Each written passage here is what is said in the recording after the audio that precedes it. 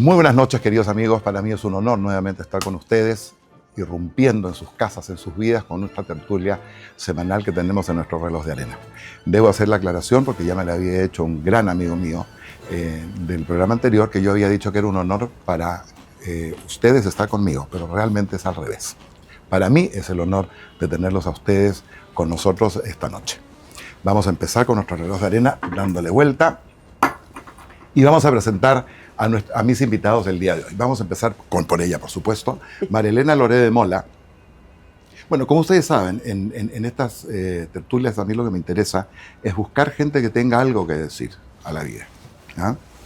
Y por lo general trato de juntar a personas que no tengan mucho en común, como ustedes lo han visto en todos los programas del año pasado, pero en esta oportunidad ha coincidido en los minutos que hemos tenido antes, donde el nivel de coincidencias es realmente alucinante. María Elena Loré de Mola, y es educadora de profesión, y hoy día se ha especializado en la tanatología. Ella nos va a explicar exactamente de qué se trata, pero a grandes rasgos es el acompañar a las personas, a las familias, en un proceso que ella nos va a comentar. Y en el caso de Pepe José Masigi, él es ingeniero comercial para nuestros auditores peruanos, eso es administrador de empresas, empresario muy exitoso, y que hoy día se dedica o se está sacando una especialidad, ya nos va a dar los detalles porque yo por ahí me equivoco, en los lauros o en los títulos nobiliarios, digamos, de lo que significa hoy día la neurociencia. Muy buenas noches, queridísimos María Elena y Pepe. Nuevamente para mí es un honor tenerlos acá. Bienvenidos. Los voy a dejar con las cámaras para que se presenten un minuto y después iniciamos la conversación. Es un gusto para mí esta invitación. En realidad, yo siento que siempre no son coincidencias, no son diosidencias, porque en el poquito tiempo que acabo de conocer a Pepe, por ejemplo, nos enteramos que los dos somos sétimos. Y yo creo que el lugar que uno ocupa en la familia es un lugar que te determina, ¿no? Yo eso, por ejemplo, no lo sabía. Yo sabía que tú tenías muchos hermanos, tú también, pero que los dos eran los sétimos. ¿Eso significa que los dos son los menores? No, yo soy la séptima y somos 8. Ya. Y Pepe es el séptimo. O sea, y tú sí eres el menor. El menor de 7 hermanos, sí. El menor de 7 hermanos. Hermanos y hermanas, tienes una hermana. Son 3 mujeres y 4 hombres. Por si acaso, 3 mujeres y 5 hombres. Claro, yo sí sé eso, pero a nuestros auditores hay que explicarles de qué se trata, porque hay muchas cosas que evidentemente yo conozco de la vida de ellos, pero que en este caso la vamos a compartir con ustedes. Pepe. Cuéntame.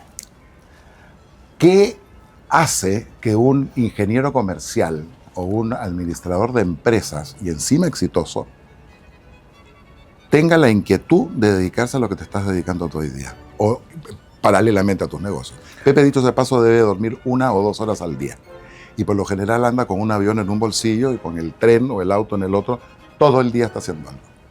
¿En qué minuto encuentras el tiempo y qué es lo que hizo que tú te dedicaras a esto con tanta pasión y con tan buenos resultados, dicho sea paso, ¿no? Porque entiendo que tienes muy buenos resultados. Mira, las señales vienen de arriba. ¿Ya? Al ser el menor de 7 hermanos he tenido que vivir muchas experiencias. Yo nací en el año 82 con un padre inválido y con una madre máquina. Atómica, tuve el honor de conocer a tu madre. Tú te vas a preguntar cómo un padre inválido. Bueno, mi papá, piloto, tenista, a cargo de una termoeléctrica a los 32 años, y mi mamá, madre de 4 hijos, y de un minuto a otro un bus pasa por encima de mi papá cuando iba andando en moto y queda inválido. Se le acaba la vida a mi papá. ¿Nunca se recuperó? ¿Qué es lo que pasó en ese momento? Mi mamá reparte a los 4 hijos y se va a dedicar a sacar adelante a mi papá. ¿Qué significa repartir? O sea, los ubicó en diferentes los partes. entrega a primos, hermanos, familiares, y ella, de manera incondicional, va 1 año a estar con mi papá, a sacarlo adelante por una situación súper delicada que pensaban que no iba a vivir y que no iba a salir adelante. O sea que el accidente lo destrozó. Lo destrozó. Y bueno, ¿y qué pasa en ese momento? Mi mamá logra darle la energía, la vitalidad y la fe de que podía salir adelante. Y fue tanta la fe que lo saca adelante, crean una empresa juntos de reciclaje en los años 70.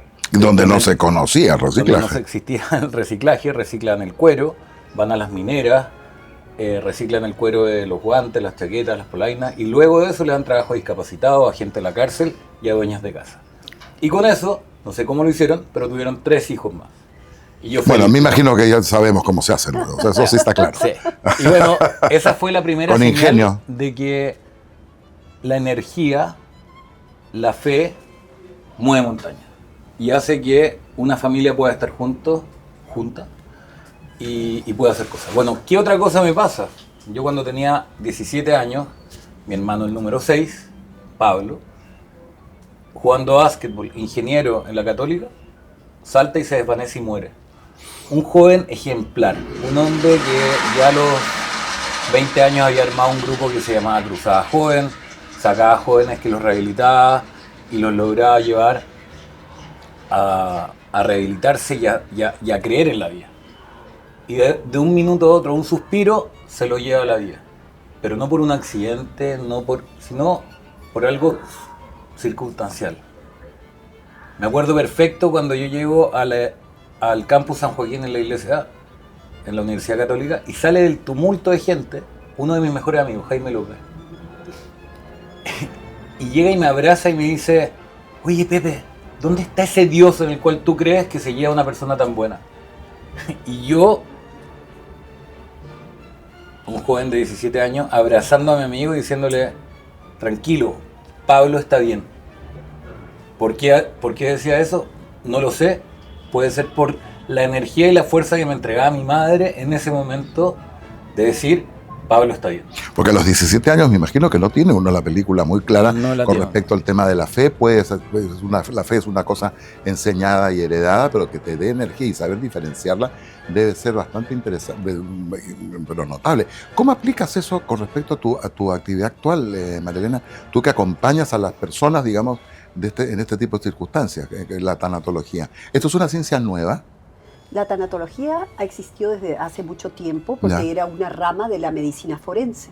Ya. Pero con el transcurso del tiempo se ha ido enriqueciendo. Entonces ahora no solo nos dedicamos a las personas que van a morir o a preparar o quedarnos con las familias que quedan dolidas por algún suceso traumático. El proceso empieza con el enfermo, digamos, con la persona que está en este Depende proceso. para lo que te llamen. O sea, te pueden Eso depende de llamar la familia. para que tú ayudes a la persona que va a morir o te pueden llamar para la familia que ha quedado desgarrada por la muerte de un ser querido. Ya. Entonces, en realidad, pérdida es algo que tenías y ya no tienes, pero pérdida también es algo que deseabas y no llegó. Por ejemplo, quisiste tener hijos y no pudiste, o de repente quisiste ingresar a una universidad, te preparaste y no lo lograste. Entonces, a todo eso se le llama pérdida. Entonces, lo que... Inclusive a lo que no tuviste, pues supone que pues, etimológicamente hablando una pérdida significa que es algo que en algún momento tuviste y que dejaste de tener, no que no logras alcanzar. O para los efectos de tu profesión se aplica en esos términos. Se aplica también porque de alguna manera tú estás deseando tener algo que no llega. Entonces termina siendo una pérdida, Sí, ¿no? hace sentido. Ahora, ahorita quiero llorar, porque tú no sabes, miren, realmente nuestro público no va a creer que nosotros dos no nos conocíamos, pero se van a poner a llorar porque no hay coincidencias, hay diosidencias. Mi padre se queda paralítico cuando tenía 12 años. Mi padre era un chico normal que patinaba en el malecón de Ancón, que jugaba con sus amigos, que montaba bicicleta, y en ese entonces no existía la vacuna para la polio. Ya. A mi padre le viene la polio junto con la pleuresía y se debate entre la vida y la muerte en una cama. Entonces él, que su padre era médico, lo castiga porque cómo era posible que él siendo médico permitiera que él viviera esta enfermedad que lo tuvo 1 año entre la vida y la muerte. ¿Cómo así lo castiga? O sea, lo castiga porque dice, ¿cómo tú siendo médico permites que a mí me dé esto? Ya. De alguna manera, en su frustración de chico de 12 años, entrando justo a la adolescencia y habiendo conocido lo que es correr, lo que es caminar, lo que es disfrutar de la vida. Entonces mi papi se queda totalmente paralítico y sus padres lo llevan a Estados Unidos, a una clínica donde permiten que haga una serie de operaciones que le permiten darle maniobrabilidad a la parte alta del cuerpo. Mi padre pensó nunca casarse, porque definitivamente siendo paralítico, sus padres a lo que se dedican es al que sea muy culto. Se dedican a enseñarle música, ópera, también hace el colegio, etc. Mi madre era bailarina de ballet, una hija de alemán muy bonita, Bueno, eso está claro. que su padre había muerto cuando ella tenía 6 años. Entonces, en Ancón existía el rancho Tallery, Mi tatarabuelo era Francisco Tallery, 12 años alcalde de Ancón, y la plaza lleva el nombre. Entonces, en esta casa de los hijos de los Tallery, ya no había sitio para los invitados. Y mi madre es llevada a una casa de huéspedes al costado del rancho para pasar unos días ahí. Y las casas eran de quincha, de adobe, claro, de madera. Y mi papi estaba digamos que en la terraza del rancho, hablando muy interesantemente, con una voz muy bonita que tenía, sobre ópera y música clásica. Y mi mami había llegado de noche y estaba en el hotel al costado. Y al escuchar la voz de mi papá se enamora de la voz. De la voz. Pero nadie le dice es paralítico. Y cuando al día siguiente mi mami conoce a mi padre, que era totalmente paralítico, en un sillón de ruedas, se enamora perdidamente y después de 9 meses se casan con la aprobación, porque sus tías no estaban de acuerdo con que se casara con un paralítico, la bailarina de ballet con el paralítico. Entonces se casan y tienen 8 hijos y yo soy la 7ª. Esa es la primera coincidencia que tengo con Pepe. Pero la segunda coincidencia es que mi hermano número 6, mi hermano más querido, con el que saltaba las camas, con el que hacía travesuras, a nosotros nos amarraban a la cuna porque teníamos piscina. Y mis padres tenían miedo de que nos ahoguemos. Entonces mi hermano, que era intrépido y gracioso, se bajaba de la cuna, subía a la mía, me desamarraba y nos íbamos a hacer las travesuras. Murió en un accidente traumático. Entonces yo no puedo creer, yo nunca he visto a Pepe, nadie va a creer que jamás en mi vida lo había visto, y que tengamos a los padres paralíticos y que tengamos al hijo sexto que murió.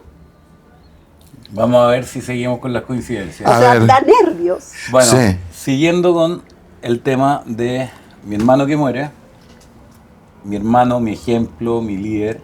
¿Qué pasa conmigo? 17 años, empiezo a estar un poquito frustrado, pero algo pasa, los milagros que mi madre después me empieza a transmitir, o las personas que uno puede conectar. Entro a la universidad, me iba muy mal en la prueba para poder entrar a la universidad, pero algo pasa que un ex compañero de mi hermano que murió sale de una carrera y me dice: Pepe, vamos a estudiar para la prueba. En Chile, por si acaso, Mariana y los auditores locales, no es como acá. O sea, aquí hay un examen de admisión a las universidades, en Chile no.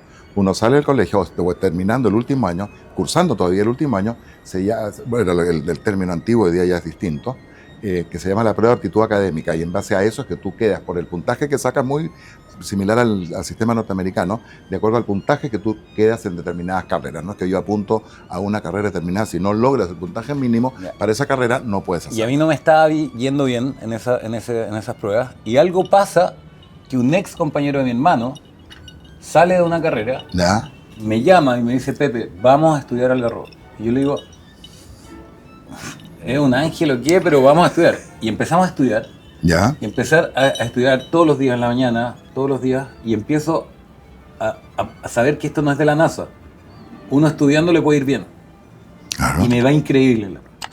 Y la cosa es que logro entrar a la Universidad Adolfo Ibáñez. Y era lo que tú querías y a la carrera que tú querías. Ingeniería comercial, a la Adolfo Ibáñez y todo. Y me encuentro en esa universidad con mi socio actual, que es Roberto, y con el cual él viene de una familia supermercadista, del tema del retail, y yo de una familia, como ya la conocen, con todas estas aristas que ambos queríamos de alguna manera ser independientes y no depender de nuestros padres, y querer hacer algo propio. Y en segundo año de universidad creamos Touch, una empresa que lleva hasta el día de hoy 21 años. La creamos en ese momento cuando estábamos en la universidad, y de un minuto a otro, no me doy cuenta, pero empezamos a contratar a miles de jóvenes. Captadores trainee, captadores, capitanes, supercaptadores, coach, coordinadores, y que influíamos de manera positiva en ellos. Interesábamos, en vez de que interrumpieran en todo lo que hicieran a través del oficio, se inconformaran y además innovaran. Con Roberto nos mirábamos y era como una energía de: esto es tremendo, lo que estamos haciendo realmente es muy potente.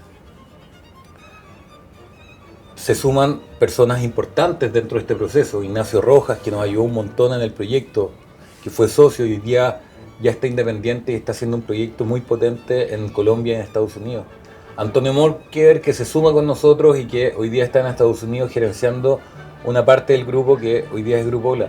Pero voy a la parte más importante. Cuando veo que estoy influyendo de manera tan positiva en tantos jóvenes, yo digo, acá está Pablo. Acá está mi hermano. Y encima se llama Pablo, igual que su marido. Y yo le decía... Qué nervios. Sí. Y yo le decía a Roberto, hay algo acá que de verdad hay una energía muy fuerte y que acá estamos influyendo y siento que tu fuerza, tu energía, algo está pasando con mi energía, pero también con lo que viene de mi familia o de mi hermano. Bueno, ¿qué pasa en el tiempo y por qué llego a la neurociencia, que fue tu pregunta? Viene la muerte de mi madre, que le dicen a mi mamá, usted tiene cáncer y va a durar 3 meses.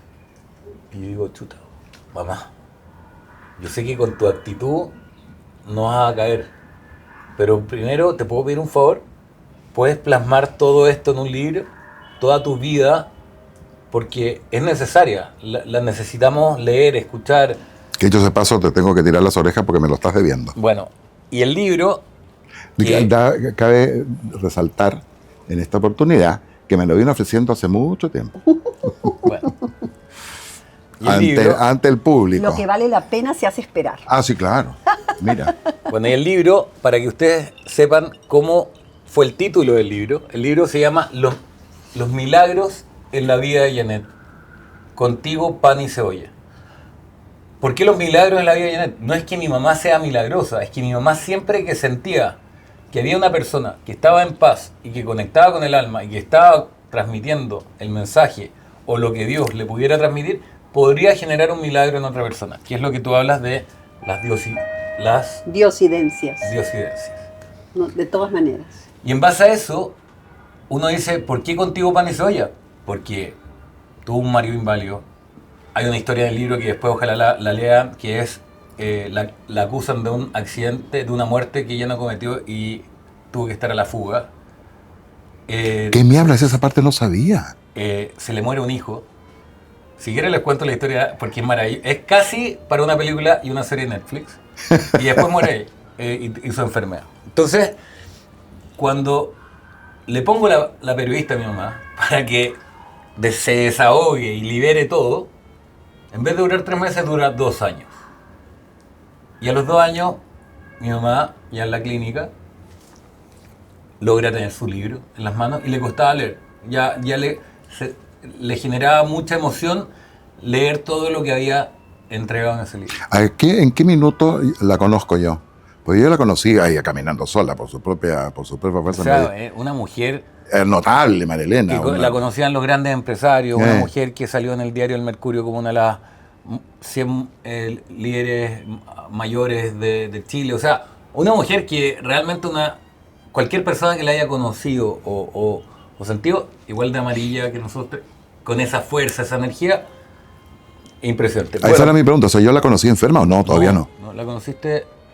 No la conociste enferma. Bueno, es que no, pues estamos hablando hace casi 15 años que nosotros no lo conocemos.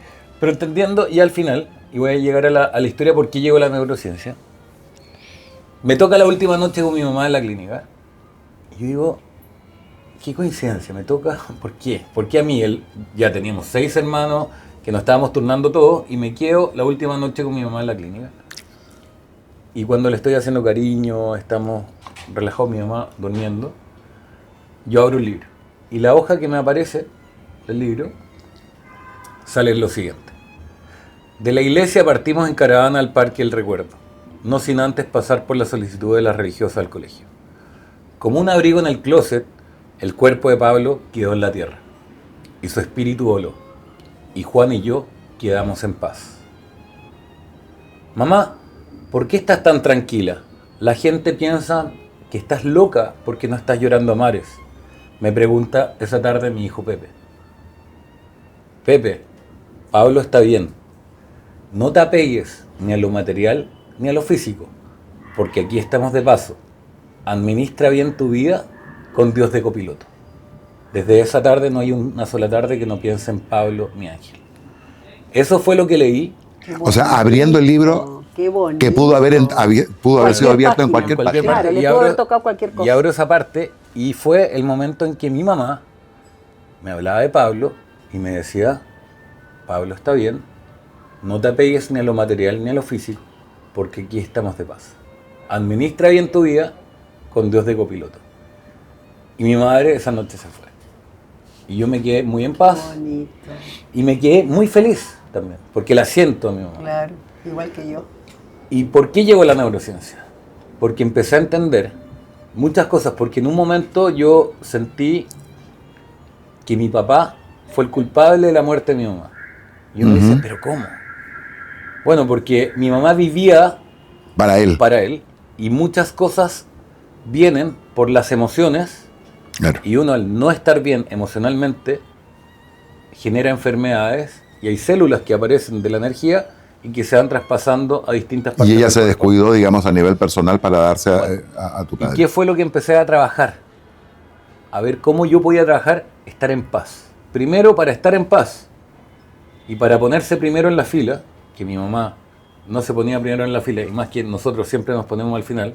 Por eso hice la técnica de los 5 dedos en mis terapias, que es en qué parte del dedo tú te pones. Y mi mamá no estaba en el primero, obviamente estaba en el último. Pero no era responsabilidad de mi papá que ella se pusiera ahí. Claro, es un tema Obviamente voluntario. pude aprender en la vida que es una elección estar en el primer dedo. Totalmente. Y fue lo primero que empecé a trabajar, pero para poder estar en el dedo y para poder aprender a quererse, uno tiene que aprender a aceptarse. Y ahí empecé a entender el tema de la neurociencia. Estuve con personas maravillosas como Mario Alonso Puig en España, con Frances Miralles, con Nazaret Castellanos. Estuve también en conversaciones con Gonzalo Zurieta, una tremenda persona y un tremendo profesional que ha ayudado un montón a muchas personas.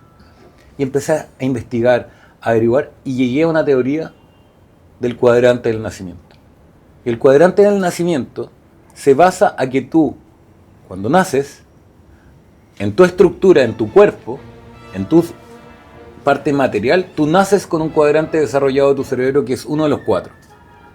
Hay una parte flexible y una parte estructurada. La parte de los basales son más viscerales y la parte de los los frontales son viscerales, los basales son reflexivos. Y pude identificar que yo nací al cuadrante de nacimiento de mi madre, amarillo, en el test DISC. Y mi papá, polo opuesto, estructurado y más introvertido, y llevado a su idea, azul, como mi papá. Y me di cuenta que al yo aceptarme y saber que nací al cuadrante de nacimiento de mi madre, también me di cuenta que era casi científico que el polo opuesto que me iba a tocar iba a ser un azul, como mi papá. Y me tocó la Cata, mi señora, estructurada, que le cuesta arriesgar en algunas cosas, que le cuesta flexibilizar, que no es fácil Igual para que ella Pablo, improvisar. idéntico a Y es lo Pablo. mismo que he dicho en la entrevista de la televisión con Milagros. Con Milagros Leiva, que estuvo muy bonita, dicho de paso. Y al momento de aprender y saber dónde uno nace, es mucho más fácil aprender a salir de ahí. Porque el Porque gran también desafío, es bueno salir también de eso, ¿no? 100%, porque uno cuando aparece en el centro de tu cerebro, uno logra estar en paz. La única forma para poder estar en paz es salir de tu zona de confort, llegar al centro, no tomarte nada a nivel personal, Totalmente. aceptar que hay personas estructuradas, viscerales, flexibles, viscerales, estructurados más reflexivos, flexibles más reflexivos. Eso es como nacen. Si uno ahora se hace el test DISC, perfectamente te van a salir distintos colores, porque tú en tu vida desarrollas distintos colores. Obviamente. Desarrollas distintas habilidades. Pero uno nace con un cuadrante de nacimiento que muchas veces, en momentos críticos, en momentos duros, uno vuelve a su cuadrante de nacimiento. Y lo más importante es no volver, sino siempre llegar al centro. Mario Alonso habla de la espada del guerrero. La espada del guerrero, para poder llegar a que aparezca el mago y uno pueda estar en el centro y conecte con el alma, es que uno tiene que aprender a que esa espada del guerrero es una espada del amor. Es una espada de saber comunicar las cosas de buena manera. Porque es muy difícil poder comunicarse con personas que tienen distintos tipos de cuadrantes de nacimiento. Obvio. Por lo tanto, cuando uno sabe que uno está conectando con una persona que es más visceral pero más estructurada, uno tiene que hablar con esa persona corto y preciso. Exacto. Con una persona que es más emocional y visceral como nosotros, nos encanta que nos abracen, que nos entretengan, que nos digan las cosas. Pero si tenemos una persona azul, una persona más estructurada, y más introvertida, le gusta que las cosas funcionen bien y que no le cambien tanto los planes. Exacto. Claro. Ya Pero tenemos claro. Pero al momento de llegar, uno logra conectar con ellos, y ahí es cuando Mario Alonso dice, aparece el mago. Porque cuando tú a un azul le hablas de la manera en que él puede entender, conecta contigo, y ahí tú lo llevas a la emocionalidad, lo llevas a la flexibilidad y lo conectas en el centro, y ahí aparece la magia que dice Mario Alonso, que es el mago. Y ahí es cuando conectas con tu alma. Claro, que en realidad magia yo no voy a discutir, porque evidentemente ustedes van a entender, queridos amigos, que después de esto, y a lo largo de esta conversación vamos a poner abajo ¿no? para que se puedan conectar contigo, porque estas son cátedras que realmente son muy importantes tenerlas. Yo les quiero preguntar, porque evidentemente uno puede discutir ciertas cosas dentro de una cierta lógica. Los dos hoy día trabajan con un tema que está basado en la ciencia. Sin embargo, los dos, a lo largo de las conversaciones que hemos tenido en forma separada, siempre hay un tema de fe. La fe es básicamente creer en dogmas y tener fe, no cuestionarlas, sino básicamente es un tema intrínseco que tú ahí lo tienes. ¿Cómo compatibilizan eso? Porque desde el momento que lo tuyo se llama tanatología, el hecho de que diga, termine en logia, evidentemente, estamos hablando de un tema científico, lo mismo en el caso tuyo. Sin embargo, está íntimamente relacionado con la fe. ¿No hay una contraposición, por ejemplo, de conceptos ahí? Al contrario, yo diría que es un complemento, porque de alguna manera lo primero que tienes que hacer es respetar las creencias de la persona que tienes al frente. Uh-huh. Porque definitivamente, de alguna manera, el espíritu es universal. Entonces, todos los caminos conducen a Roma. No importa cuál sea la fe que la persona practica, tú tienes que respetarla para poder llegar a un punto de encuentro y poder transformar el dolor en amor. Entonces, no se contrapone, sino al revés, te ayuda a fluir. ¿Qué pasa si tú no tienes fe? Tienes que tratar de hablar de la manera que esa persona, o sea, en primer lugar tienes que conocer a la persona que tienes al frente y tratar de hablarle de lo tangible, de lo que sí tiene. Por ejemplo, lo que es más fácil de entender, claro, digamos. de lo que puede concretizar, de las ventajas que tiene. O sea, si a una persona desgarrada porque acaba de perder a su esposa o a su hijo, la tienes al frente y no tiene una creencia, le hablas de lo que sí tiene, para que sea su tabla salvadora y desde ahí pueda salir adelante. Claro. Mira, entonces ya no te vas a la fe. Obviamente que si tienes fe es mucho más fácil el proceso. Es más fácil. Totalmente, porque cuando tú te abandonas, cuando tienes la humildad para decir, Señor, ayúdame, ¿qué es lo que ocurre? De alguna manera tienes a alguien que es tu aliado y al que puedes voltearle la cara y decirle, ayúdame en este proceso. Porque a veces tú sientes que todo el mundo te ha fallado y poder voltear la cara y decir, Dios mío, ayúdame, te hace sentir que tienes a alguien que te va a ayudar a salir en ese proceso. Pero en el caso de que no tengas una creencia, te agarras de lo que sí tienes. Tienes agua caliente, tienes una madre que te quiere, tienes salud, tienes un trabajo, tienes una esposa. Entonces, la persona que está pasando por una tragedia siente que el dolor se ha metido en todos los ámbitos de su casa. Abre un cajón, está el dolor. Abre otro cajón, está el dolor. Abre la gaveta, está el dolor. ¿Y qué tienes que hacer? Viktor Frankl, que es un genio, que es el creador de la logoterapia, que es buscarle sentido a la vida, que es el que le da la tridimensionalidad del hombre, que es la parte espiritual, dice que el autodistanciamiento es un despliegue del espíritu. Entonces, cuando tú la estás pasando mal, si tú aprendes a salirte de ti y mirar con perspectiva tu vida, tú te vas a dar cuenta que el dolor existe, pero que tienes una cantidad de cosas positivas de las cuales agarrarte para que te ayuden a salir adelante de ese momento por el que estás pasando. Súper interesante. Marilena, cuando uno toma cursos, por ejemplo, las cosas que uno hace en la vida para prepararse, por ejemplo, tomar un curso de primeros auxilios, por ejemplo, por poner un caso cualquiera.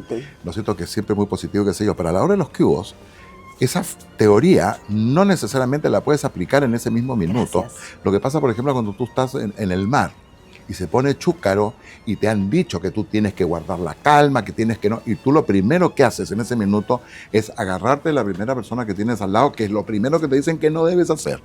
Y lo primero que uno termina haciendo es perdiendo la calma.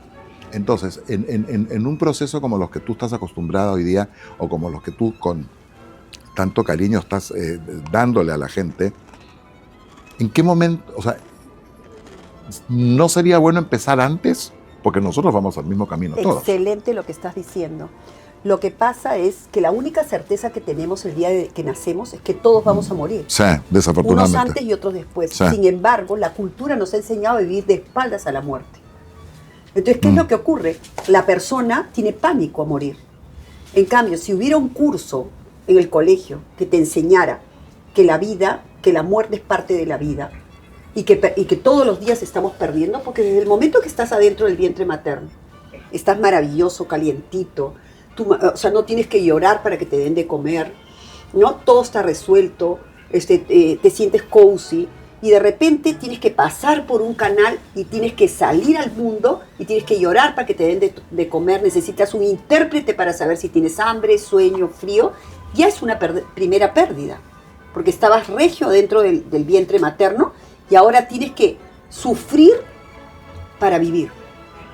Entonces, ¿qué pasa? Desde que nacemos estamos perdiendo. Sin embargo, queremos no perder.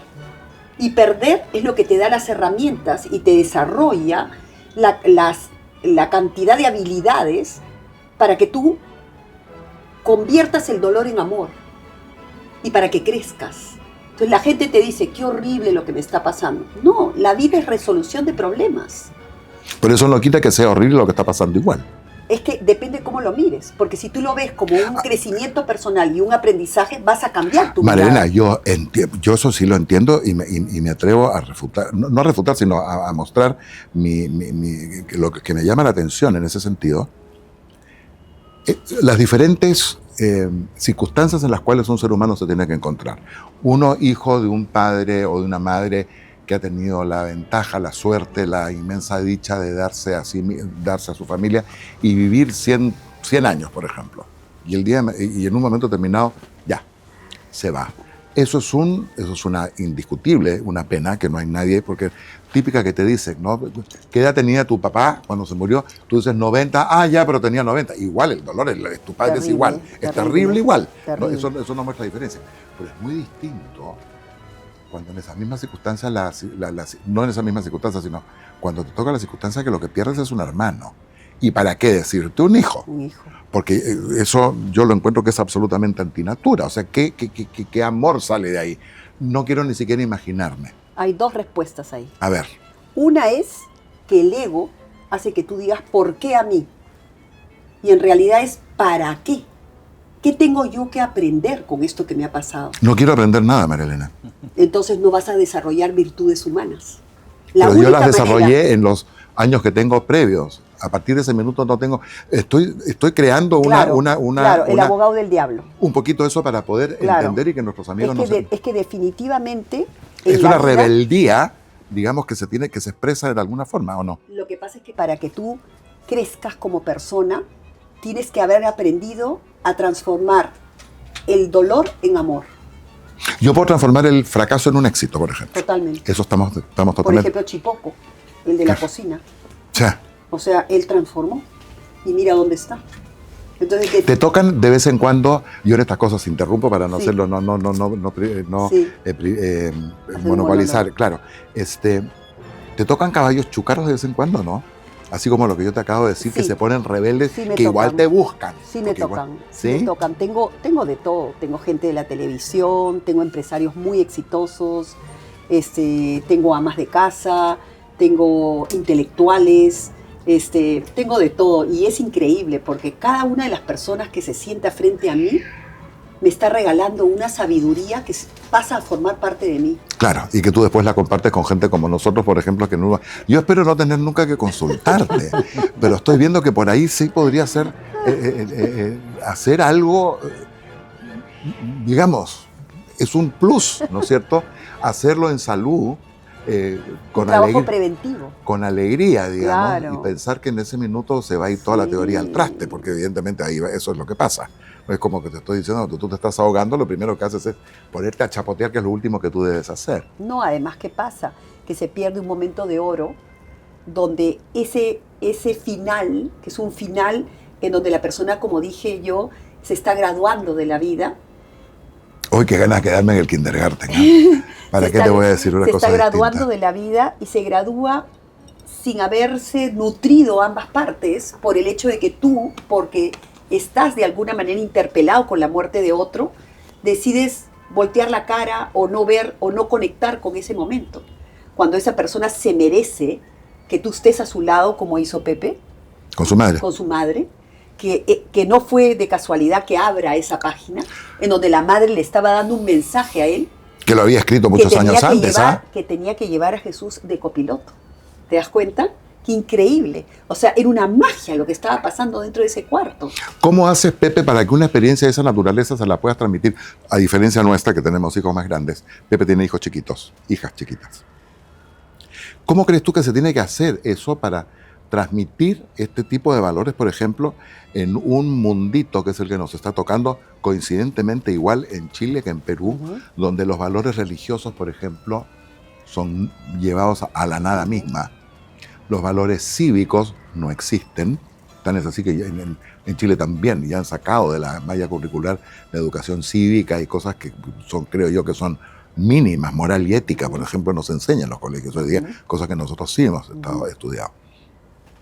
¿Cómo creen ustedes, y en este caso para a ti, Pepe, de inculcar eso? Hemos estado viendo nosotros un caso terrible hoy día, en esta última semana, con ojo, ustedes saben cuál es no solamente mi afición, sino que yo trabajo en temas artísticos y especialmente de teatro, que me apasiona.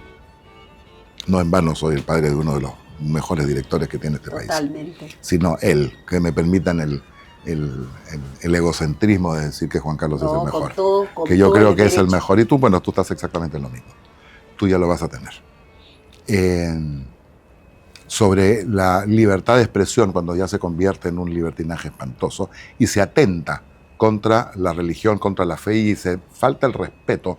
En este caso en el Perú, que el 80% de la población peruana es católica y tremendamente ferviente y creyente, con una obra de teatro que ha tratado de crear polémica, me imagino, donde se utilizan símbolos religiosos, como la Virgen, por ejemplo, poniéndola en términos de transgénero, con un nombre espantoso, que ni siquiera lo voy a mencionar, que felizmente hoy lo han bajado la obra.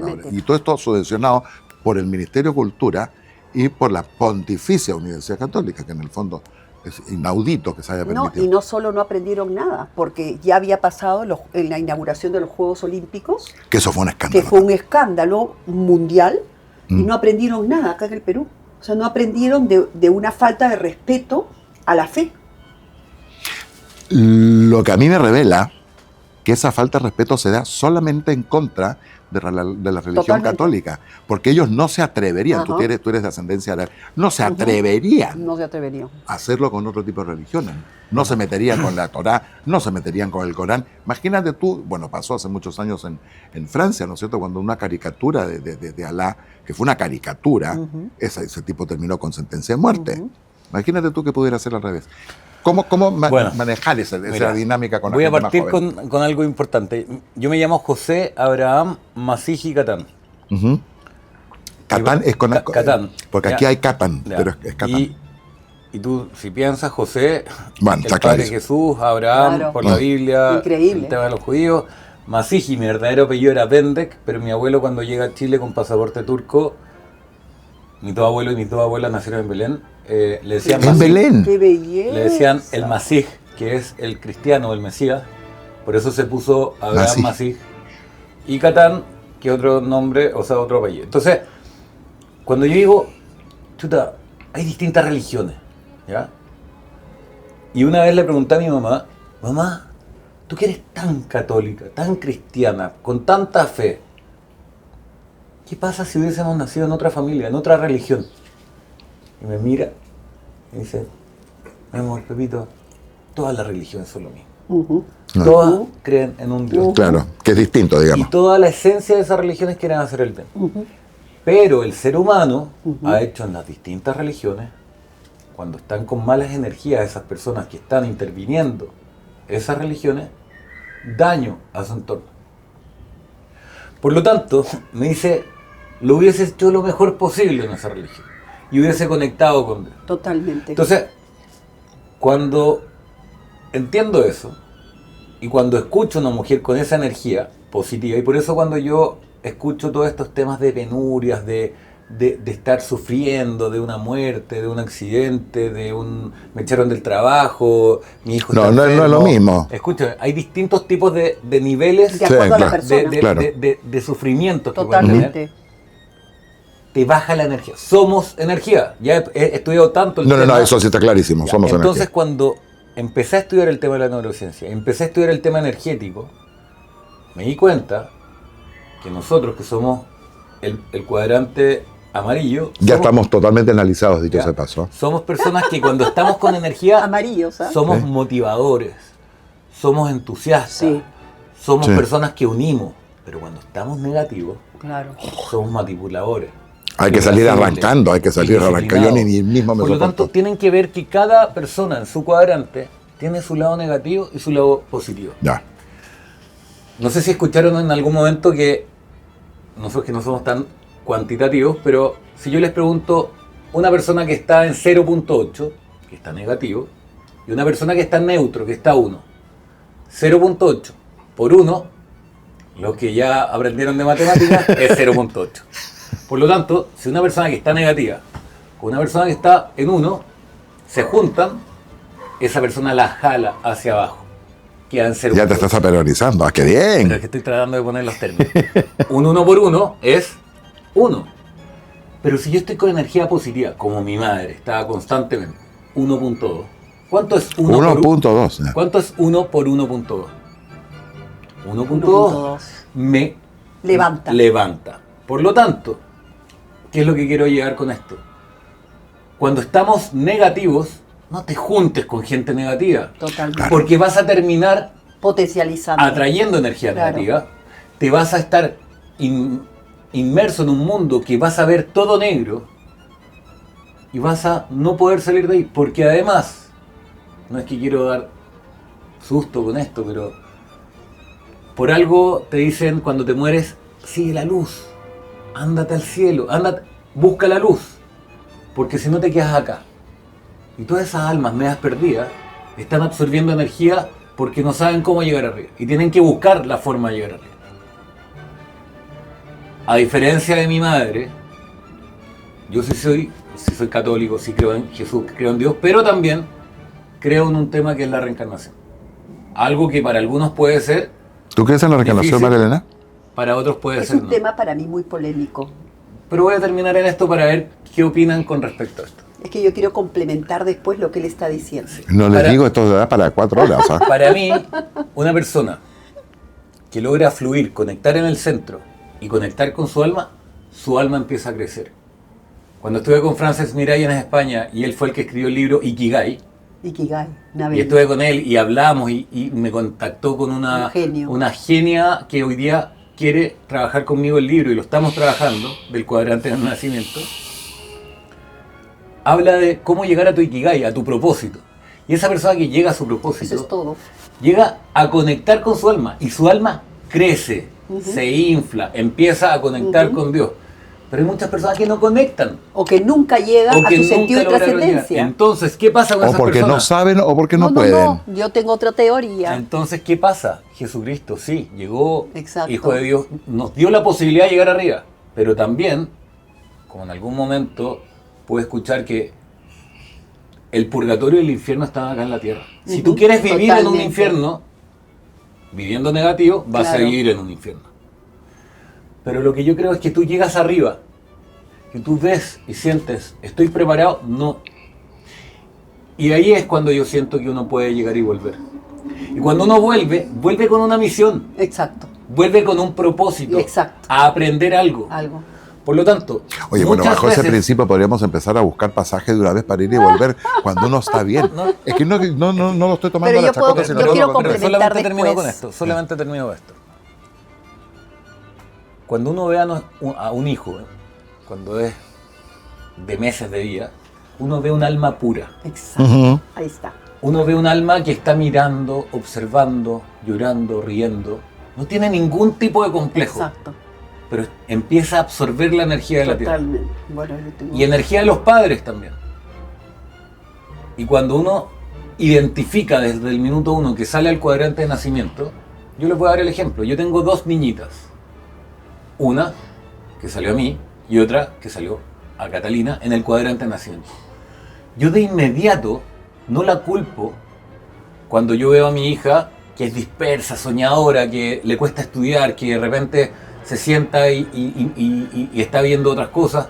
Yo ya identifiqué que ella nació a mi cuadrante. Y muchas veces cuando uno ve esas cosas se enoja, porque le molesta el sentirse vulnerable, porque a uno cuando le pasaban esas cosas cuando chico, te trataban de tonto. ¿Es hereditario este tema? Entendamos que el cuadrante de nacimiento, uno nace con un cuadrante que lo más importante es que los padres lo ayuden a fluir rápidamente. Por lo tanto... O sea, que no es hereditario el cuadrante. Obviamente tu cuadrante de nacimiento nace o al padre o a la madre. Claro, es como la sangre, es de uno o de otro. O de uno o del otro. Pero luego uno le puede dar herramientas. Vale. Y esas herramientas son las que yo le estoy trabajando con Catalina para que lleguen al centro. Exacto. Voy a dar esto último para dar el pase. Está el que si no se lo das tú, se lo voy a dar yo. Está el consciente, que es lo que estamos viviendo hoy día, lo que estamos escuchando, recordando. Está el subconsciente, que es todo lo que nos podemos acordar desde la guata de la mamá hasta lo que no nos acordamos desde hace unos momentos, que queda en ese discurso. Y usted se va a preguntar, ¿y bueno, qué es el inconsciente? El inconsciente es tu alma, que muchos de nosotros no podemos conectar porque estamos llenos de ladrillos. Eso es justo lo que iba a hablar. Ladrillos de miedos, exacto, inseguridades, incertidumbres, traumas. Si alguna vez vieron la película de Pink Floyd, la canción de Wall, Hey Teacher, Leave Thy Kids Alone, cuando ese niño está escribiendo un poema y llega el profesor y le levanta el poema y lo deja en ridículo al frente de todos los niños. Claro, ya le hizo una restricción. Ya le hace una restricción y se empiezan a generar esos ladrillos entre el consciente y el inconsciente. Y ahí es muy difícil de derribar. Ahora, si tú no trabajas en conjunto con él para romper esos ladrillos. Pero ahí tienen que haber definitivamente y para conectar con el alma. Ahí tiene que haber definitivamente dos factores, porque en el fondo, por supuesto, y los dos factores son evidentemente que eso pasa desde que el mundo es mundo y va a seguir pasando. Pero y todos hemos pasado en algún minuto. Yo lo voy a explicar de una manera complementaria. Respeto totalmente lo que él dice. Lo que ocurre es lo siguiente. Nosotros venimos al mundo a cumplir una misión y tenemos dones y tenemos talentos para eso. Pero ¿qué pasa? Las heridas que nos van haciendo las personas que están alrededor nuestro, lo que van haciendo es restringir nuestra alma y nuestro espíritu. ¿En forma voluntaria o inconscientemente? Porque ningún papá nació sabiendo ser padre. Obviamente que no nos graduamos, como decía Mafalda, el mismo día. Totalmente. Entonces, ¿cuál es el problema? Que todas las personas que están alrededor de ese niño están haciendo sin querer heridas a este niño. Entonces, ¿qué ocurre? Lo restringen espiritualmente y dejan de que él se pueda conectar con su parte espiritual, que es donde están tus dones y talentos para poderlos desplegar. Entonces, como él dice, hacen mucho más difícil la labor, porque ahora lo que tiene que hacer ese niño es empezar a sacar del inconsciente al consciente, reconocer en dónde estuvo la restricción para poder dejar desplegar el espíritu y encontrar para qué vino al mundo. ¿Qué pasa en ese periodo, María Elena? Porque ese niño que es inconsciente, porque es un chiquillo, es un niño chico, que no tiene conciencia de este tipo de situaciones, en el periodo hasta que se empieza a dar cuenta, o sea, tú tendrías que estar es muy triste, monitoreando a estas personas sin saberlo. Somos todos, porque todos tenemos heridas. El problema es que, mira, yo te voy a dar un ejemplo lindísimo. Imagínate que cuando tú naces, tú eres una copa vacía. Y esta copa tiene que llenarse con unos determinados ingredientes para que a los 12 años tú tengas autoestima. ¿La autoestima se desarrolla a los 12 años? De 0 a 12 años se desarrolla la autoestima. Por ejemplo, entonces, yo no lo sabía. Por ejemplo, reconocimiento, ¿no? Complicidad. Van a haber una serie de cosas que tú vas a llenar hasta los 12 años. No existe el 19, el 18, el 17, el 16, porque nadie nace sabiendo ser padre. Cuando tú tienes a los 12 años una relativa seguridad en ti mismo, tú vas a ir, ¿no?, a hacer tus relaciones, a compartir lo que tú traes. ¿Qué pasa si de repente a ese niño no lo reconocieron? A él le falta el reconocimiento en su copa. ¿Te das cuenta? ¿Cómo harina los brownies? Brownie no te va a salir si no tienes harina. Entonces, ¿qué va a pasar? tú ya no vas a ir gratuitamente a tener una relación con otra persona, sino vas a ir con una demanda. ¿Y cuál va a ser esa demanda? Que te reconozca. Entonces, ¿qué va a pasar? Tú vas a poner tu vida en manos de esa persona. Porque esa persona, si no es una buena persona, cuando quiere te va a reconocer y cuando quiere te va a quitar ese reconocimiento para manipularte. ¿Cuándo te das cuenta que esa persona es una buena persona para ti? Cuando, sabiendo tu herida, se rehúsa a hacer uso de ella. ¿Qué pasa en la inconsciencia de los niños? Que los niños siempre se dicen que son todos malos y que no es real, definitivamente, pero que los niños son como que siniestros. Tú estás hablando de los niños de los 12 años y que tienen, pongámonos a dos. Uno que nació, que tiene la facilidad para el deporte, por ejemplo, que es una cosa innata, ajá, y el otro no. Uh-huh. El que no la tiene busca, porque además se caen bien, porque tienen una serie de cosas en común, pero la necesidad que él tiene, el niñito de acá, de llevarse bien con el otro, porque uno busca siempre la aceptación del vecino, es con el tema de suplir su falta de facilidad para el deporte con el uno que no la tiene. Pero este niño, que por lo general a esas edades son tremendamente egoístas, le importa un pepino lo que le pasa al otro.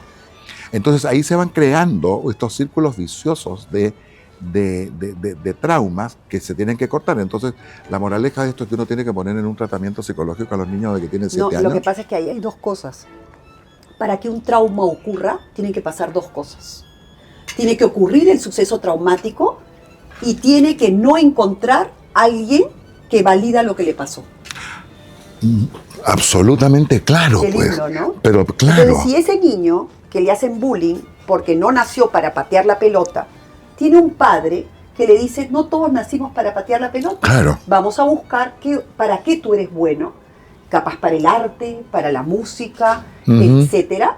Entonces, ese niño no se queda con ese trauma, porque tuvo un adulto que comprendiera, que lo contuviera, entonces no hubo trauma. De ahí la importancia de la educación de los padres, que no se puede transigir, sobre todo tú que tienes niñitas chicas, sí, no se puede transigir en entregarle. Una cosa es que el colegio uno lo escoge por la serie de cosas que los elementos que uno hace para escoger un colegio, pero lo que se pretende hoy día, que los padres no tengan injerencia y que tienen ¿Por qué es eso? Adivina. Tienen que leer un libro, por favor, el libro negro de la nueva izquierda. Por favor, no pueden dejar de leer ese libro. Estamos hablando de religión y de política. En base a ese punto voy a complementar algo. Mira, perdón, Pepe, ¿de quién es ese libro? De Agustín Laje. Ah, claro, el periodista argentino. Ese es un libro que ustedes no pueden dejar de leer. No lo he leído ni sabía que existía. Guardando las distancias de aquellas personas que quizás no son muy religiosas ni católicas, ¿sabes qué se ha perdido en la vida? Que las diferencias tú aprendes. La gente cree, no, ese no piensa como yo, entonces no converso con él. Al revés. Hablar con gente que piensa distinto a ti te puede regalar algo nuevo que te alimente esa visión que tú tienes del mundo. Hoy por hoy se cree, la gente no sabe discutir. La gente cree que porque él es comunista y yo soy libertario, entonces yo no puedo tener una conversación con esa persona. Ahora es un poquito más difícil tener una conversación con él. Es un decir.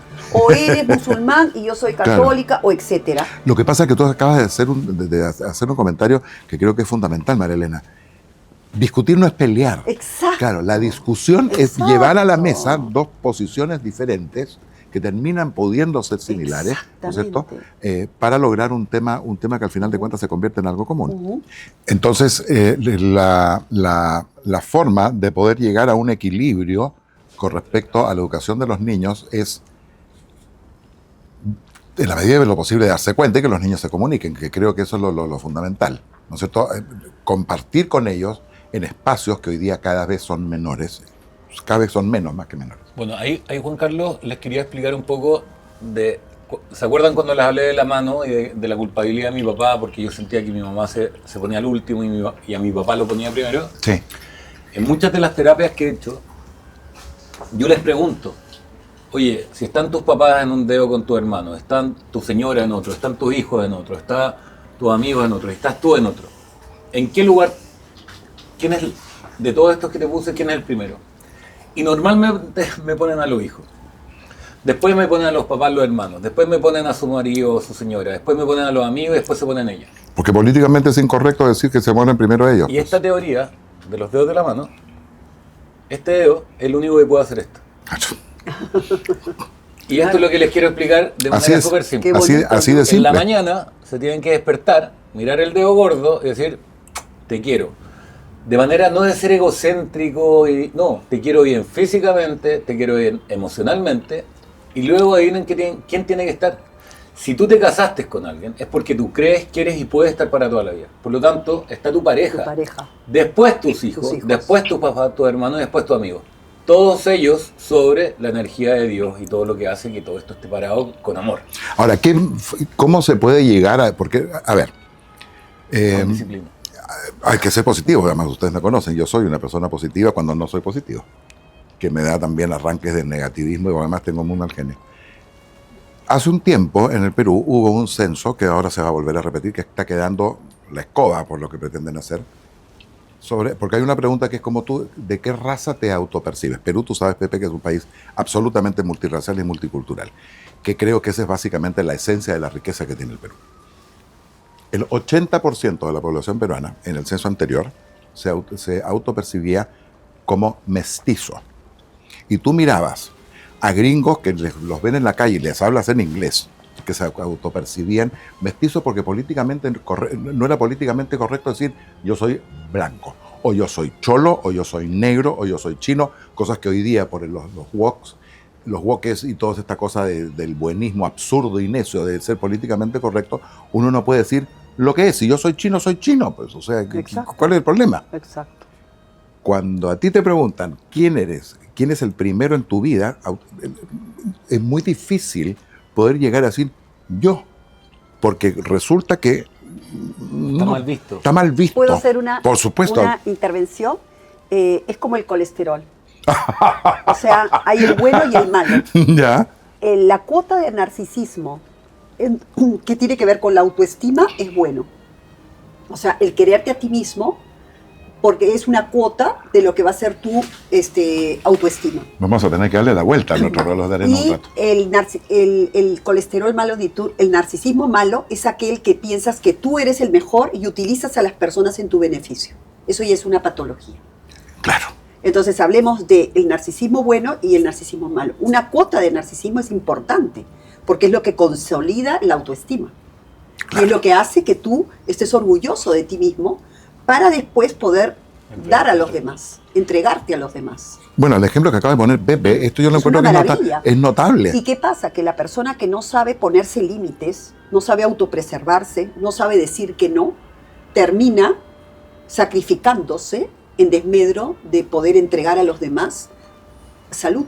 Y es donde vienen las autoeliminaciones, sobre todo muy comunes en la generación que nos precedió. Totalmente. Donde los matrimonios se mantenían más acá en el Perú, que no te olvides que Perú ha sido un virreinato, sede de un virreinato donde la costumbre y la tradición es mucho más arraigada que en otros países más modernos, donde se mantenían situaciones simple y llanamente porque no era bien visto, porque no correspondía, y terminaban soportando cosas que no tenían por qué soportar. Juan Carlos, y sin trabajarlas, digamos, sin conversar. Hablaste de dos cosas. Uno de los niños, y me preguntaste en un momento que no puedo hablar sobre qué pasa con todo esto de la falta de respeto, de la falta de compromiso, de la falta de empatía. Cuando tú no estás en paz, estás negativo. Y cuando estás negativo puedes hacer cosas muy malas, que no te das cuenta que estás afectando al resto. Por lo tanto, cuando uno además pone a los niños primero, y no se pone uno con el colesterol bueno, y no pone a su pareja, si uno no está bien y su pareja no está bien, menos van a estar bien los hijos. Y muchas veces uno dice, oye, muchos somos posiblemente libertarios, derechistas y todo, pero en sus familias son los más izquierdistas de la vida, porque le dan todo al hijo, porque le dan todo en una bandeja, y porque ellos son, al final, los que no saben realmente cómo descubrir la vida como tiene que ser. Claro, lo estamos viendo a todas las personas que no nos gobiernan, digamos. ¿Por qué? Porque se sienten muy culpables, porque están trabajando todo el día, porque no se sienten que le están dando el tiempo a los hijos y le entregan todo en bandeja. Claro. Entonces, ¿qué uno tiene que hacer? Primero verse el dedo y decir, en lo que estoy haciendo estoy bien, estoy en paz, estoy disfrutando. Muchas veces en las terapias que tengo de pareja me dicen, no, es que él primero tiene su trabajo. ¿Dónde está el trabajo en su mano? Y le digo, tranquila. El dedo gordo. ¿Por qué has dicho tranquila y no tranquilo? O tranquilo. No, te pregunto, Los porque, dos, porque me ha pasado con los dos. Porque ella, no, es que ella no llega a la casa. Es que ella está con un montón de actividades. Tranquilo. Cuando tú estás bien y estás en paz, es porque tú lo que haces no estás viviendo para trabajar. Tú estás trabajando para vivir. Que es un concepto súper cliché, pero cuando tú estás en paz cliché. Y estás bien, tu trabajo te hace bien, tu deporte te hace bien. Todos los excesos hacen mal. No hay un equilibrio. Entonces, cuando tú estás queriéndote, te empiezas a preguntar de inmediato, ¿mi trabajo me hace bien? ¿Mis relaciones interpersonales de todo lo que estoy haciendo, mi deporte me está absorbiendo? Porque hay algunos que se escapan en el deporte. Pero es que es vacío existencial. Hay algunos que se escapan en el trabajo. Eso es vacío existencial. Entonces, claro, cuando total. uno empieza a estar en paz... O te escapas a los hijos y te Total, entregas claro. absolutamente a los Y niños y ellos para descuidas no enfrentar a todo. tu esposo. Cuando uno está Claro. bien, va a trabajar a estar bien con la pareja. Y cuando ambos están bien, Los hijos están bien. los hijos es para están abajo. bien. Y los papás y los hermanos van a estar bien. Cuando a mí me preguntan, Y los amigos van a estar cuando a mí bien. me preguntan, ¿cómo puedo hacer para tener hijos buenos? Ámense y respétense y trabajen su relación. Lo demás va a venir Y por termino en grande. esto. Esos niños que no tienen respeto, esos niños que están Exacto. quemando iglesias en algunos Ah, pero en algunos lo hemos momentos, visto en No le Chile. pusieron Lo hemos límites. no les visto. pusieron límites. Pero hay que explicarles por qué son importantes los límites. El mundo es muy grande y el niño necesita que sus padres Tiene le que tener- achiquen el mundo pequeño Tal cual, y se lo vayan para que ellos ampliando a vayan medida que... conquistando Exactamente, esos está y clarísimo. tú se los vas ampliando conforme los va conquistando. Y eso les da seguridad, porque de acuerdo a su desarrollo van a tener la capacidad de determinadas cosas en ese territorio. ¿Te das cuenta? Y eso les va dando autoestima. Ya logré esto. Por ejemplo, si estuviéramos en Ancón, vas a poder montar bicicleta del casino a la banca y de la banca al casino. Cuando ya logras ser autónomo, defenderte de las anconetas, defenderte de los patines, defenderte del ambulante, tu papá te dice ya, ahora puedes ir del casino al Donofrio y del Donofrio al casino. Estamos hablando de uno de los balnearios tradicionales que es el que compartimos con Es María un Elena. decir, ¿no? Ah, no, sí, claro. por Entonces, supuesto. ¿qué pasa? Esa mirada del padre vigilante, porque cuando un hijo nace está seguro, porque tiene padres que lo dejaron explorar el mundo, pero cubrieron sus necesidades. Claro, cuando le pusieron unas rejas alrededor de la cuna y no lo dejaron suelto en un Por colchón. ejemplo. Por supuesto. Yo de alguna manera, no sé si estoy de acuerdo, pero sí creo que los niños, cuando uno empieza a hablar con ellos, uno se empieza a impresionar, De la facilidad que tienen de entender. más que de entender, de que pueden ser unos maestros. para Los ti. maestros para nosotros. Por lo tanto, cuando uno empieza a aprender que esos niños Sí, los empiezas a escuchar y a valorar, y no los tratas como exacto. alguien Como un bebé. exacto, y los empiezas a escuchar, los empiezas a entender, le empiezas a responder con amor. Esos niños empiezan a crecer con amor. Ahora, ahí también hay, como todo en esta vida es relativo. Tú eres menor que nosotros, evidentemente. Bueno, yo soy el mayor de los tres, sin ninguna duda. Y si no es así, no importa, así lo vamos a dejar.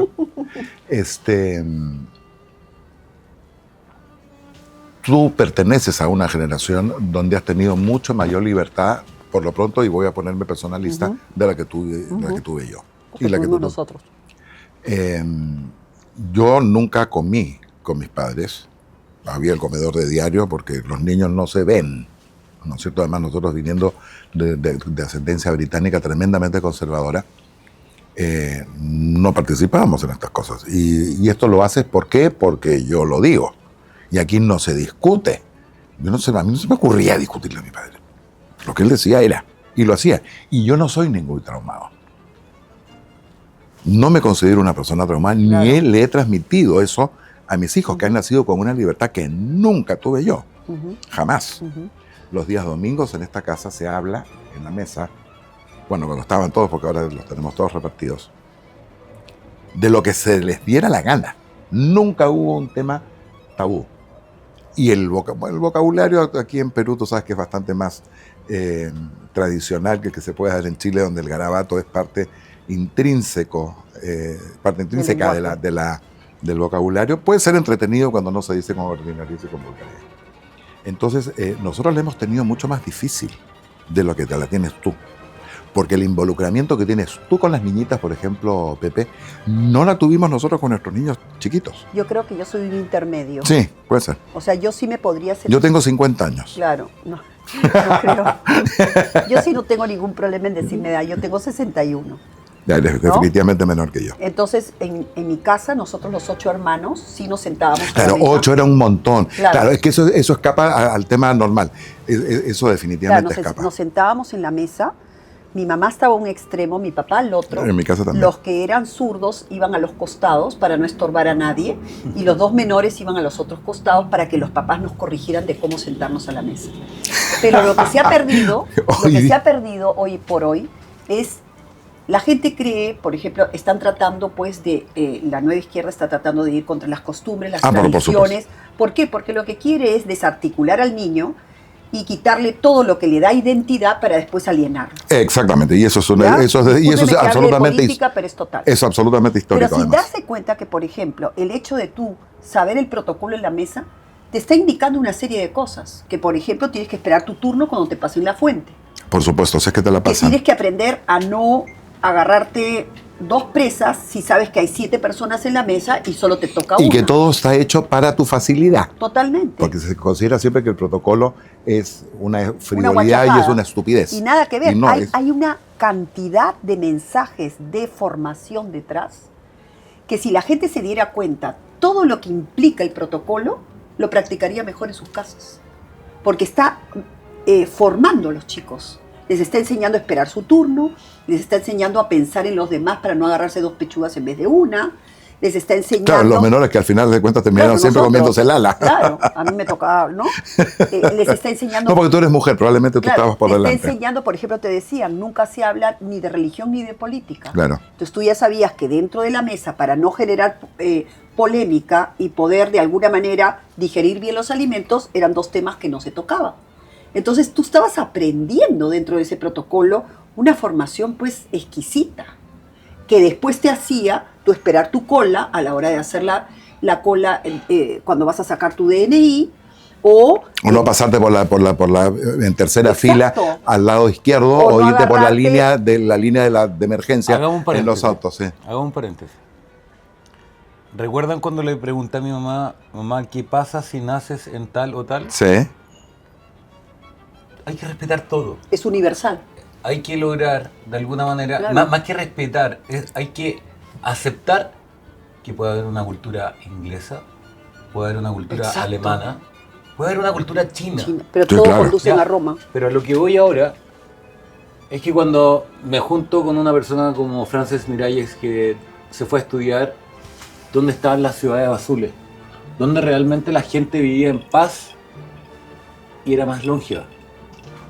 Y se fue a una ciudad en Japón, se fue por acá cerca en Costa Rica, donde en Costa Rica hay un concepto que se llama pura vida. Pura vida, ellos te dicen siempre pura vida, sí. ¿Ya? Y ese concepto de pura vida hace que esas personas vivan en un estilo de Moai, donde viven en comunidad, se ayudan unos entre otros, hacen deporte, no buscan nada a cambio de dar y logran estar en 1.2, estar en una energía positiva. Claro, pero esa idealización, entonces, Pepe, se puede encontrar... No estoy hablando de idealización, estoy hablando de... Yo algo que es respeto posible. eso. No, y algo que es posible y es no, real. más que está. Es ahora, algo que es posible que yo respeto. Ahora, que yo comparta y que yo viva en un estilo donde el micrero, en pura vida, va, frena, se junta con otro micrero de otra micro, no sé si se hablan de micreros acá. Sí. Se paran, conversan, hablan, pura vida, 20 minutos, fila de autos atrás y siguen andando y nadie tocó la bocina, puede ser que ahí funcione. Tal vez nosotros... Imagínate eso acá en Lima o en Santiago. Pero por eso, entonces, cada uno tiene una forma de actuar, una forma de vivir y que uno la tiene que respetar porque cuando uno se toma los temas a nivel personal, ¿quién se enoja? ¿Quién se enoja? ¿De quién es la culpa? Cuando hay un problema, cuando de repente toco la bocina porque se me metió el auto al lado y toco la bocina, ¿quién queda con mala energía? ¿quién queda con el problema? Pero el que se Uno. metió al No, lado es esa el que persona- me creó a esa mí. persona se fue, Además se fue se antes que olvidó tú. de ti Y y no llegó está con ningún problema. y llegó Y a te destino quedaste antes con la que tú, rabia. porque Y tú te quedaste quedaste haciendo con cola un como un nivel de idiota. energía Claro. baja, llegaste enojado a la casa, al estar con una energía baja, llegaste irascible, indisciplinado, quiero que me sirvan al plato ahora, porque estoy enojado, porque me tocó un taco gigantesco. Relájate, Claro, desplaza la disfruta, frustración. saca esa frustración, porque esa energía negativa que se la lleve él.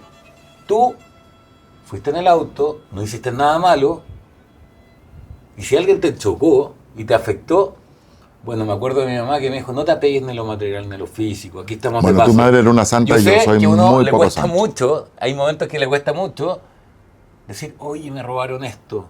Imagínate hoy día que yo estaba viniendo acá y de repente se me pierde mi mochila con el laptop, con un montón de cosas. No que se te pierde, tú la dejaste, ojo. Sí, ¿por qué? Porque estaba corriendo de un lugar a otro, ¿Eh? que tenía que trabajar con esto y de repente se me queda en algún lugar que no sabía. No sabía.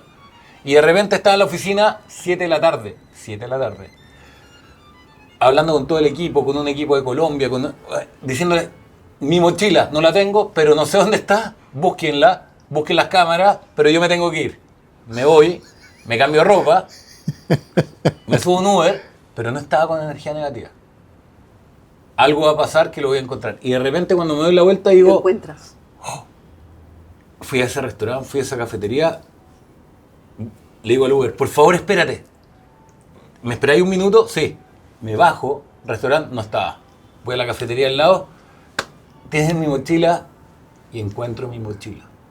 Con amor me la entregan, me subo al Uber y tenía que estar acá a las 7:30, llegué a las 7:32. Sí. Con todos los posibles contingencias, con toda esa capacidad de decir, voy a llegar estresado, voy a llegar enojado, voy a transmitir esa energía negativa a todos ustedes. No, Tú eliges. tú eliges cómo estar. La actitud. Al hombre se le puede quitar todo, menos una cosa, la libertad de elegir la actitud con la que quiere responder ante todo lo que pasa. Esa es tuya. Creo que con esa moraleja nos vamos a quedar. Ya nos hemos pasado del tiempo.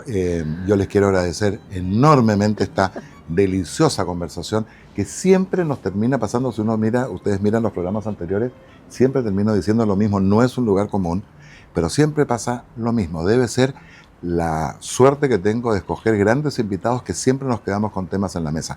Antes de terminar, yo les quiero dejar un recuerdo de su paso por el reloj de arena. ¡Ay, gracias! Háganlo ¡Qué para que miren, lindo! para que se lo lleven a su casa.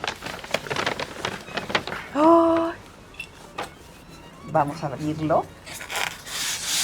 Es un recuerdo de precisamente Un reloj de arena. el- Tú sabes que el estaba chiquitín. buscando y no encontraba. el mini. ¡Qué maravilla! Este es Eso hay un- que Esto ponerlo lo en voy a las hacer mesas para las reuniones que Exacto. tengo. Justo iba a decir eso, qué belleza, gracias. No, por favor, qué un lindo placer. detalle. Es un recuerdo de Lo nuestro máximo. paso, de su paso por el Muchísimas reloj, gracias, gracias por el reloj de arena. Gracias por esta diosidencia. Diosidencia. Como si tú hubieras sabido que era tan De verdad que no tenía ni la Estamos más remota idea que impresionados. este nivel de coincidencias. A ustedes, queridos amigos, un placer que nos hayan recibido en sus casas nuevamente.